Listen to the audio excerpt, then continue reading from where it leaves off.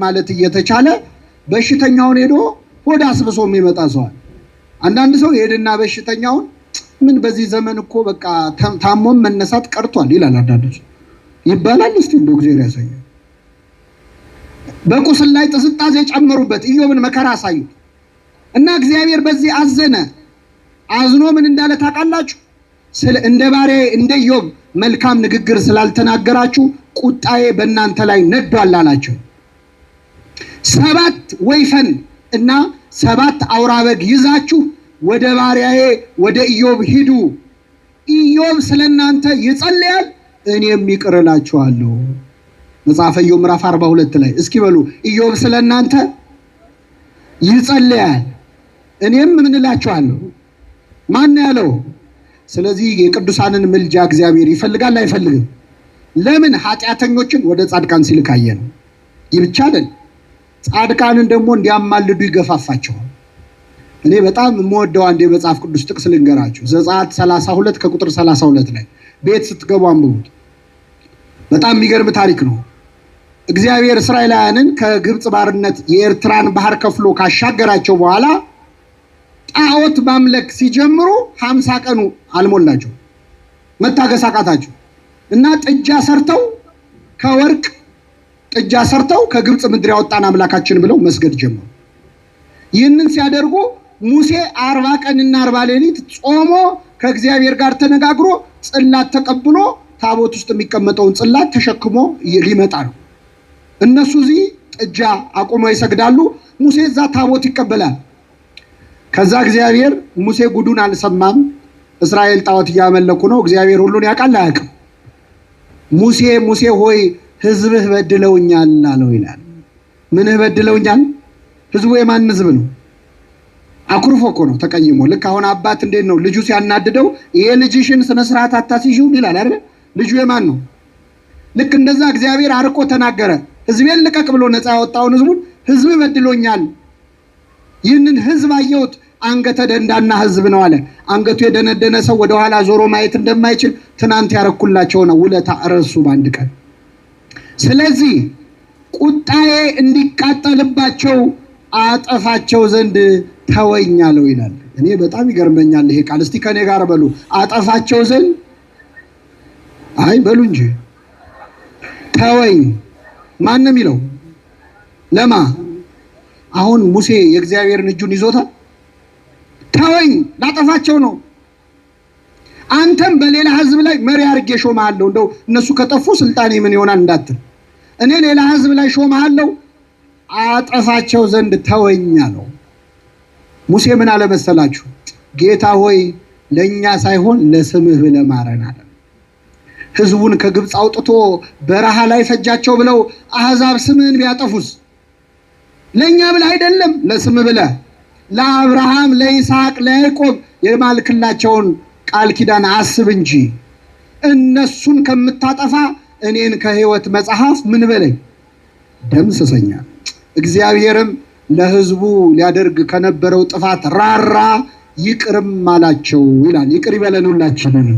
አሁን እኔ የምጠይቃችሁ እሺ አመስግኑ። እግዚአብሔር እስራኤልን ማጥፋት ከፈለገ ለምንድን ነው ለሙሴ መጥቶ የሚነግረው? ሙሴ እግዚአብሔርን ማዘዝ ይችላል? አይችልም አይደል? ለምንድን ነው የሚያማክረው ለሙሴ? ምን እንዲያደርግ ነው? እንዲጸልይ። ለእኛ እኮ እንደዚህ አይነት ነገር አያማክረንም። አሁን እግዚአብሔር መጥቶ እስቲ እገሌን ላጠፋው ነው ምን ይመስልሻል ቢላችሁ ምን ነው የምትሉት? ወይ ጌታ ሆይ አንተንም አማረረችህ፣ ለአንተም ከበደህ፣ እንደው እሷን ካጠፋ በነካጅ ከምትመለስ በዛው እነገሌንም ጨምረን ነው። ለእኛ እንደዚህ አይልም። ሙሴን ግን ያውቀዋል ልቡን። ልክ አባት ዱላ ይዞ ይሄን ልጅሽን ልገለው ነው ይላል አይደል? ዝም ብሎ ለምን አይገለውም? ተው እንዲባል ነው። እግዚአብሔር በቅዱሳኑ ራሱ ይገላገላል። አጠፋቸው ዘንድ ተወኝ አለው። ማራቸው ሲለው ግን ደስ ብሎት ማረ። እግዚአብሔር በቅዱሳን መማለድ ይፈልጋል አይፈልግም? ይፈልጋል። በጣም ይገርማቸዋል። እግዚአብሔር ቅዱሳን አላማልድ ካሉ ይከፋዋል ይላል መጽሐፍ ቅዱስ። እኔ ጥቅሱን ብቻ ነው ነግሬያችሁ የምወርደው። ትንቢተ ኢሳይያስ ምዕራፍ 59 ከቁጥር 15 ላይ ኢሳይያስ 59:15 ላይ እግዚአብሔር በምድር ወደሚኖሩት ሰዎች ተመለከተ፣ ወደ እርሱ የሚማልድ እንደሌለ ተረዳ፣ ተከፋም ይላል። ምን አለ? ይከፋዋል። እግዚአብሔር እንደው አንድ አማላጅ ይጥፋ ብሎ ይከፋዋል። ቅዱሳን ሲያማልዱ ደስ ይለዋል፣ ይሸልማቸዋል። ካላማለዱ ደግሞ ይቀጣቸዋል። ነቢዩ ሳሙኤል ምን አለ? ስለ እናንተ መጸለይን በመተው እግዚአብሔርን እበድል ዘንድ ከኔ ይራቃል። ከኔ ምን ይበል? ይራቃል። ቅዱሳን ምልጃቸው ካልተፈጸመ እግዚአብሔር እንደበደሉ ነው የሚቆጠረው። ካማለዱስ የነሱ ክብር እየጨመረ ይመጣል። ቅድም ለሶስት ጓደኞቹ ጸለየ ያለው ሰው ነበረ። ማን ነበር? ጻድቁ ኢዮብም ለጓደኞቹ በጸለየ ጊዜ እግዚአብሔር ሀብቱና ጤናውን መለሰለት ይላል። ቅዱሳን ለኛ ሲጸልዩ ጸጋቸው ክብራቸው ምን ይላል? ይጨምራል። ለምን መሰላችሁ? አሁን በእኛ ሀገር በባህላችን አንድ ሰው ሰውነቱ ምን ሲሆን ነው ተስማማው የሚባለው? መልሱልኝ። ሲወፍር አማረበት ይባላል። አንድ እጁ ብቻ ቢወፍርስ? አንድ እጁ ብቻ ወይ አማረበት ይባላል። አበጠ ወይ እግዚአብሔር ይማር ጸበል ዚያር ሰማለ ሄድ ነው የምትሉት አይደል?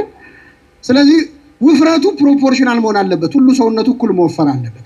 የቤተ ክርስቲያን ራስ ክርስቶስ ነው። የቤተ ክርስቲያን ራስ ማን ነው? እኛ የቤተ ክርስቲያን አካል ነን። ቅዱሳን ጤነኛ ወፍራሙ አካሎች ናቸው። እኛ ደግሞ ቁስለኛው የከሳው አካል ነው። እነሱ እኛን ካልተንከባከቡ ቅድስናቸው ቅድስና ሊሆን አይችልም። ስለዚህ በቅዱሳን መማለድ እግዚአብሔር ይፈልጋል አይፈልግም? ሶስት ምክንያት ነገርኳችሁ። የቅዱሳን አማላጅነት ያስፈለገው አንደኛ እኛ ምን ስለሆነ፣ ሁለተኛ ከኛ ጸሎት የነማ ጸሎት ስለሚሻል፣ ሶስተኛ ቅዱሳን እንዲያማልዱ ማን ይፈልጋል? እግዚአብሔር። አራተኛው ይገርማቸዋል። ቅዱሳን ስለኛ ባያማልዱም እንኳን ማለት እኛ የምንኖርበት ከተማ ውስጥ ከኖሩ አብረውን ስለኖሩ ብሎ ይምረናል እግዚአብሔር። ማን ያለው? መጽሐፍ ቅዱስ ኦሪት ዘፍጥረት ምዕራፍ 18 እኛ የምንኖርበት ከተማ ስለኖሩ ብቻ። ይህን የምታገኙት ሰዶምና ገሞራ በሚባሉት ከተሞች በተፈጸመው ታሪክ። ሰዶምና ገሞራ እንግዲህ እስካሁን ድረስ በስማቸው የተመዘገበ ኃጢአት አለ። እስካሁን ፓተንቱን የወሰደባቸው የለም አይደል? ግብረ ሰዶም ተብሎ የሚጠራ ኃጢአት፣ ሌላም ብዙ ኃጢአት አለባቸው። አንዱ ነው እና ሰዶምና ገሞራ በጣም እግዚአብሔርን ሲያማርሩት ላጠፋቸው ነው ብሎ በወሰነ ጊዜ በውኑ እኔ የማደርገውን ከባሪያዬ ከአብርሃም እሰውራለሁን አለ እግዚአብሔር። ለአብርሃም ሳልነግርማ አንዳች አላደርግም፣ ለአርሴማ ሳልነግርማ አንዳች አላደርግም ይላል እግዚአብሔር። እና ለአብርሃምማ ሳልነግር አላደርግም አለውና አብርሃም ሆይ ሰዶምና ገሞራ ኃጢአታቸው እስከ ሰማይ ወጣለች፣ ላጠፋቸው ነው ብሎ ነገረው። አብርሃም ሲሰማ እውነትህን ነው አጥፋቸው አላለም። ጌታ ሆይ የምድር ዳኛ እንኳን በቀን ይፈርድ የለ ወይ? ቤት ስትገቡ አንብቡት። ምድራዊ ዳኛ እንኳን በቀን ይፈርድ የለ ወይ?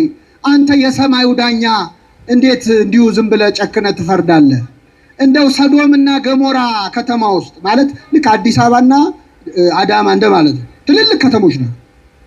እና በሰዶምና በገሞራ 50 ጻድቃን ቢኖሩሳ አብረን ልታጠፋቸው ነው? እንደው ለነሱ ስትል ለ50ው ስትል ከተማውን ይቅር አትልምን? ይህማ ካንተ ይራቅ አለው አብርሃም። እግዚአብሔር ምን አለ? ሰዶምና ገሞራ ውስጥ 50 ጻድቃን ካገኘው ከተማውን ለነሱ ስል ምን እላለሁ? ሰማው አልሰማው? ሰማው። አብርሃም ሲያስበው ሰዶምና ገሞራ ውስጥ 50 ጻድቅ ላይኖር ይችላል። እንደው ጌታ ወይ ይቅርታ አድርግልኝ፣ እንደው አንዴ ጀምሬያለሁ 5 ቢጎልስ አለ። ስንት ቢጎልስ? ስንት ቢሆኑ ማለት 45 ካገኘው እምራለሁ አለ። 2 እንደው እግዚአብሔር ሆይ መቼስ አንዴ ጀምሬያለሁ ይቅር በለኝ፣ ድፍረት እንዳይሆንብኝ 40 ቢሆኑስ አለ። ለ40ው ስል ይቅር እላለሁ አለ። ስንተኛ? 3 ጌታ ሆይ እኔ አፈር ነኝ፣ አመድ ነኝ፣ ትቢያ ነኝ፣ ይቅር በለኝ 30 ቢሆኑስ አለ። 30 ካገኘው ይቅር እላለሁ። እንደው የመጨረሻ እንደው የመጨረሻ 20 ቢሆኑስ አለ። ለ20ው ስል እምራለሁ። እንደው አንተ መሐሪ ነህ፣ ድፍረት አታርግብኝ፣ አንዴ መነጋገር ጀምረናል። የመጨረሻ ያለ አብርሃም 10 ቢሆኑስ አለ። ለ10ው ስል ይቅር እላለሁ አለ እግዚአብሔር። 6 ጊዜ እምራለሁ አለ እግዚአብሔር። ቅዱሳን አይደለም ለምነው እኛ ያለንበት ከተማ ከኖሩ ለነሱ ብሎ እግዚአብሔር ምን ይለናል? ይምረናል። የቅዱሳንን ቁጥር በከተማችን ያብዛልን። እንግዲህ አዲስ አበባ እስካሁን የቆየችው 10 ጻድቃን ኖረው ነው ማለት ነው እንጂ መቼስ ኃጢአታችን ከሰዶም እና ከገሞራ ከበለጠ ቆይቷል አይደል? ምን ያልተሰራ ኃጢአት አለ? ስንጨራረስ አይደል የምንውለው? ምንም እኮ ያላረግነው ኃጢአት የለም፣ ግን ምሮናል። እስከ 10 ጻድቅ አብርሃምን ስንት ጊዜ ይሻለው እግዚአብሔር? 6 ጊዜ። ምናልባት አሁን 10 ብሎ አብርሃም ሲያቆም እርግጠኛ ነኝ እዚህ መሀል ያለ ሰው ከ10 ትንሽ ዝቅ ቢል ኖሮ አብርሃም ብሎ ያሰበ ይኖራል። 6 የማረውን ትተህ አሁን እሱ ላይ ምን አይነት ነገር ነው? ግን ይሁን። ለምንድን ነው አብርሃም 10 ላይ ያቆመው? እግዚአብሔር በአንድ ከተማ እስከ 10 ጻድቅ ካገኘ እነዚያን ጻድቃን ይምራል። ለከተማው ለነሱ ሲል ይምራል። ከ10 ካነሰስ 8 9 ከሆኑ እነሱን አውጥቶ ከተማውን ያጠፋል። በምን አወቅን? በኖህ ዘመን ነዋ። ኖህ ሚስቱ 3 ልጆቹ የ3 ልጆቹ ሚስቶች 8 ሰው አውጥቶ ዓለምን በጥፋት ውሃ ምን አደረገ? አጠፋ። ወረድ ብሎ 3 4 ቢገኝስ 4ቱን አውጥቶ ከተማውን ያጠፋል። በምን አወቅን? ከሰዶምና ከገሞራ ሎጥን ሚስቱን ከ2 ሴት ልጆቻቸው ጋር 4 ሰው አውጥቶ ከተማውን አጥፍቶ የመጨረሻ ጣራው 3 ነው። 3 ጻድቃን ካሉ እነሱን አውጥቶ ከተማይቱን ያጠፋል። ትንቢተ ሕዝቅኤል ምዕራፍ 14 ቁጥር 14 ላይ በአንድ ከተማ ላይ ላጠፋት ብፈልግ በዚያች ከተማ ኖህ፣ ኢዮብና ዳንኤል ቢገኙ ይላል። 3 ጻድቃን ካገኘው እነሱን አወጣለሁ፣ ከተማውን አጠፋለሁ እንጂ በእነሱ ከተማውን አላድንም። ከ3 ካነሰስ 2 1 ከሆኑስ ለኃጥአን የመጣ ለጻድቃን ይተርፋል። እግዚአብሔር የቅዱሳንን ቁጥር በከተማችን ያብዛልን። አይገርምም? ሰዶምና ገሞራ 10 ጻድቅ እንኳን የለም፣ እንደው ሕፃን እንኳን የለም። ለነገሩ እነሱ መውለድ ትተው ሌላ ስራ ላይ ናቸው። ቤት በኩል እግዚአብሔር ለምንድን ነው ግን እኛ ከተማ ላይ ስለኖሩ ብቻ ብሎ የሚምረን? እንዴ አብሮ ባኖረ ነው እንዴ ቤት ባከራየ ነው እንዴ የሚዳነው ልትሉ ትችላላችሁ። ምክንያት አለ። ራሱ ነግሮናል። ትንቢተ ኢሳይያስ ምዕራፍ 65 ላይ ከቁጥር 5 ጀምሮ ራሱ እግዚአብሔር በምሳሌ ነገረን። አንድ ሰው የወይን አትክልት ቢተክል አለ፣ የተከለው ዛፍ ፍሬ አላፈራ ቢለው በቃ ልቁረጠው ብሎ ዛፉን ሊቆርጥ መጥረቢያ ይዞ ሊቆርጠው ሲሄድ የወይን ዘለላ ትንሽዬ ዘለላ አፍርቶ ቢያገኝ ይቆርጠዋል? ይቆርጠዋል? ለምን? ምን ሊል ነው ብሎ? ሊያፈራ ነው ብሎ። ወይን በዘለላው በተገኘ ጊዜ ሊያፈራ ነው ተብሎ ይቅር እንደሚባለው አለ ስለ ቅዱሳኔ ስል እንደዚህ ያደርጋለሁ። እናንተ መሃል ጥቂት ጻድቃን ካገኘው ይቺ ከተማ ልታፈራ ነው ብዬ ስለ ጻድቃኑ ስል እናንተን እምራቸዋለሁ አለ። ቅዱሳንን በከተማችን ያብዛልን። የመጨረሻ 1 ነጥብ ነግሬያችሁ አበቃለሁ። የቅዱሳን አማላጅነት በመጽሐፍ ቅዱስ በዚህ መልኩ ነው የተጻፈው። እኔ አንዳንዴ 2 መጽሐፍ ቅዱስ የምናነብ ይመስላል ከሰዎች ጋር የምንጨቃጨቅበት ልክ ማለት። እንግዲህ ምን እናደርጋቸው? እነዚህን ሁሉ ጥቅሶች ለቅመን ልናወጣ አንችልም። እግዚአብሔር በቅዱሳን መማለድ ይፈልጋል አይፈልግም? ይፈልጋል። ይህን ስትሏቸው ሰዎች ብዙ ጊዜ ኦርቶዶክስ ቤተክርስቲያን ላይ ጥያቄ የሚያነሱ ጎረቤቶቻችን መጀመሪያ እስቲ ቅዱሳን ያማልዳሉ የሚል ጥቅስ ካለ አሳየኝና ዛሬውን ኦርቶዶክስ ሆናለሁ የሚል ሰው ገጥሟቸው ያውቃል? እንዲህ ሲሏችሁ ምንም እውቀት የሌለው ሰው ከሆነ ይፈራና ወይ ይጣላል ወይ ደግሞ ይጠራጠራል ሃይማኖቱ። እችን ሲያውቁ ብዙ ነገር ብለው የበለጠ ያሰቱታል።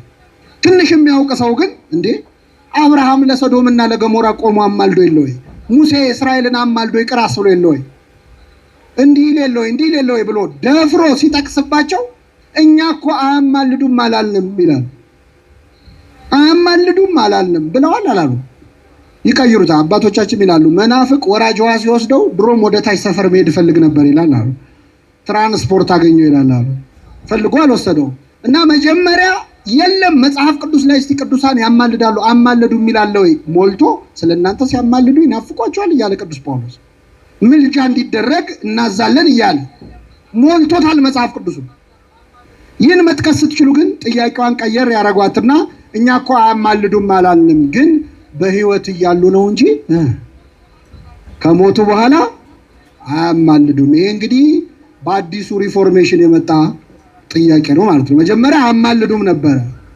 ስትጠቅስባቸው ደግሞ በህይወት እያሉ ነው እንጂ ከሞቱ በኋላ ምን አይሉ አያማልዱም ሲሉ አልሰማችሁ አላችሁ? ሰምታችኋል? አልሰማችሁ? አዎ በህይወት እያሉ ነው እንጂ ከሞቱ በኋላ አያማልዱም ለሚለው እኔ መልሱን ነግሬያችሁ ወደ ቤታችሁ ትሄዳላችሁ። ከመልሱ በፊት ግን ትንሽ ጥያቄውን ማድነቅ እፈልጋለሁ። በእነሱ አስተሳሰብ ሰው ከሞተ ምን አይልም? ካልሞተስ? መልሱልኝ።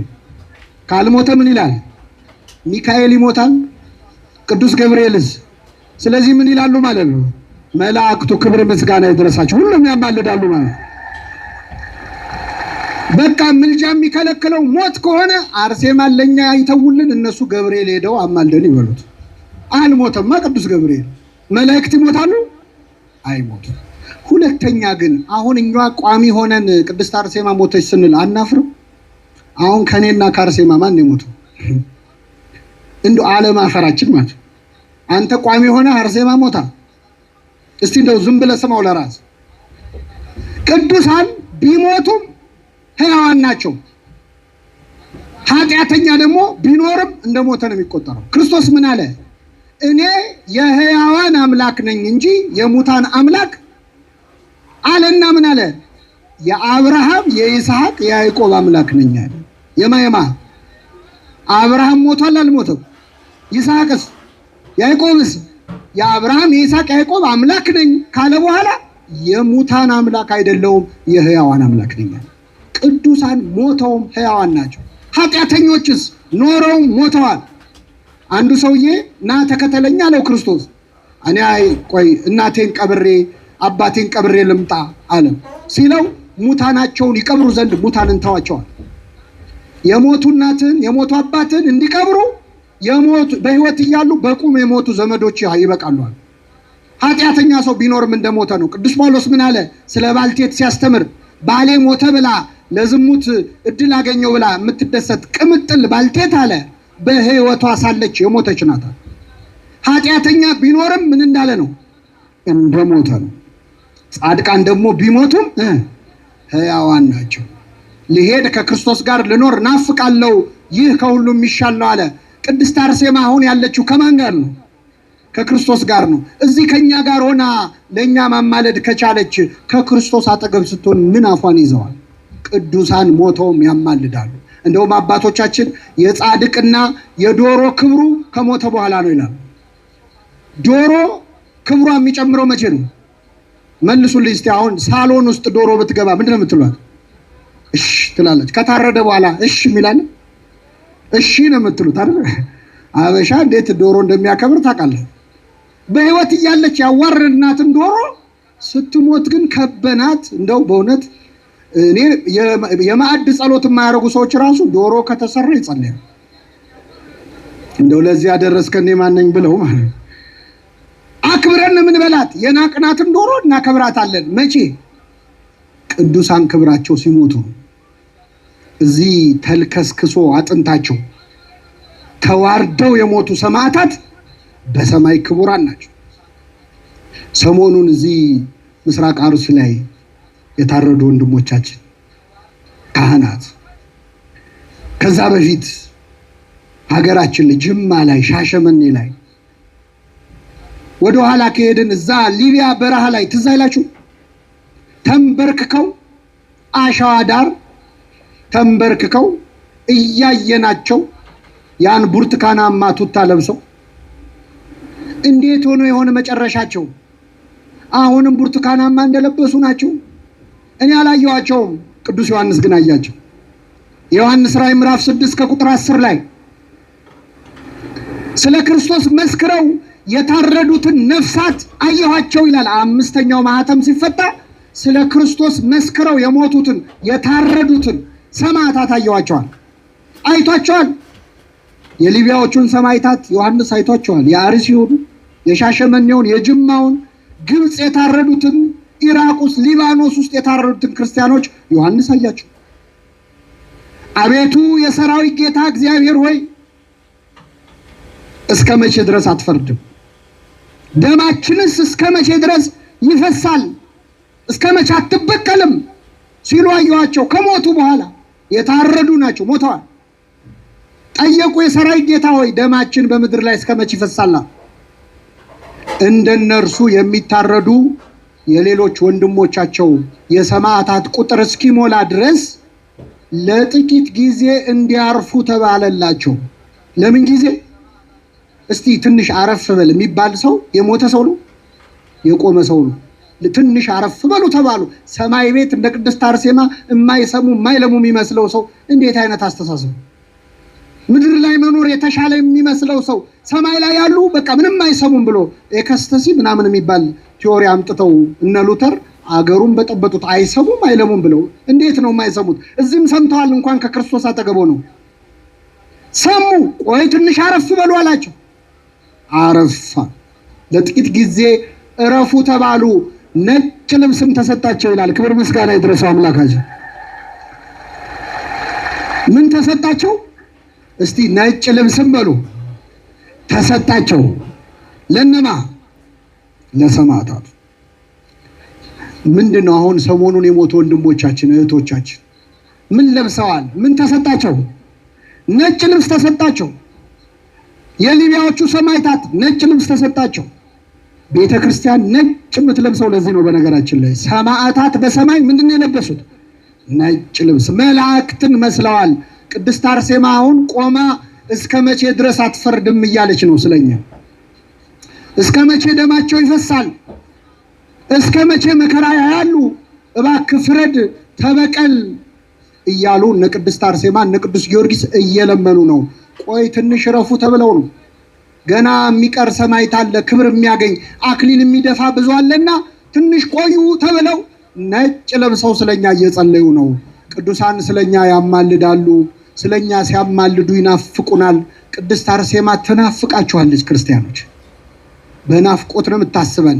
እዚህ ቆሞ መቅደሷን ከቦ እየጸለየ ያለውን ሰው እስከ መቼ አትፈርድለትም ብላ ክርስቶስ ፊት ቆማ ትጸልያለች። ለሁላችን ትጸልይልን፣ ታማልደን፣ የሰማነውን በልቡናችን ያሳድርብን።